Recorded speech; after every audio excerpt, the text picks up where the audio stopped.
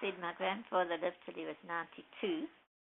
He used to live in near Moy River, and he lived on a farm with his son and daughter-in-law, and the grandchild lived there too. Anyway, this particular day, he didn't feel too marvelous, and he said to his daughter-in-law, did I say sister-in-law? I meant daughter-in-law. He said to his daughter-in-law, he was going into the village to see the doctor because he thought he needed a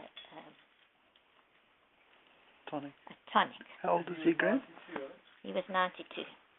And he walked 5 miles into the village, and he saw the doctor, and the doctor said, there's nothing much wrong with you, but I'll give you a tonic. And then the doctor thought, I wonder if I should ask him if he'd like a lift home.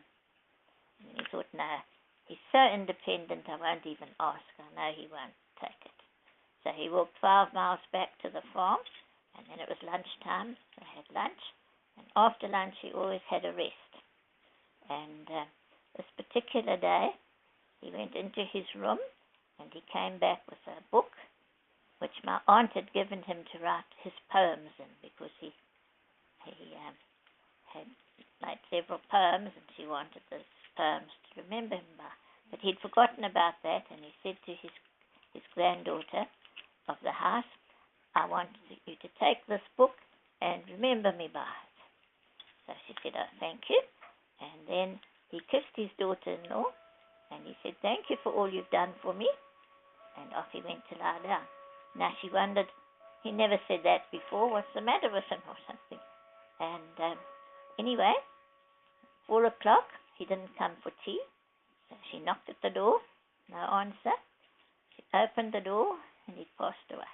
Wow. At 92. He walked 10 miles that day. He just knew, eh? Sounds like. Sounds like he must have known.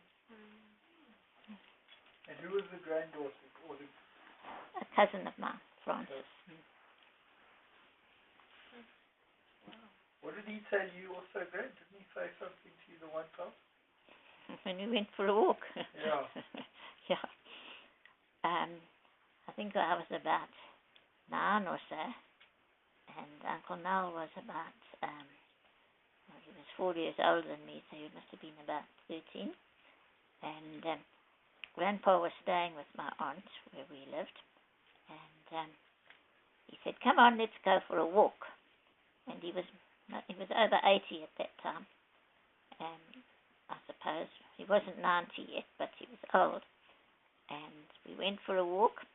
Now, we lived in Overport, and Ridge Road went right along, and then when we'd gone quite a distance, the road stopped, and there was a bank down to the Umgani River. And we walked along and had a nice walk. We came near to the Umgani River and to the steep part, and Grandpa turned to my brother and me, and he said, you'll be very good if you're able to walk like this when you're over 80, won't you? And we said, yes, we will. And he turned round and lost his footing, and he rolled down this hill.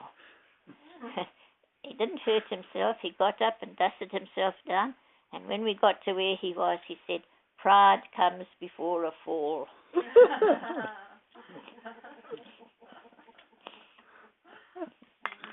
What a good sense of He's a humor. character, yeah.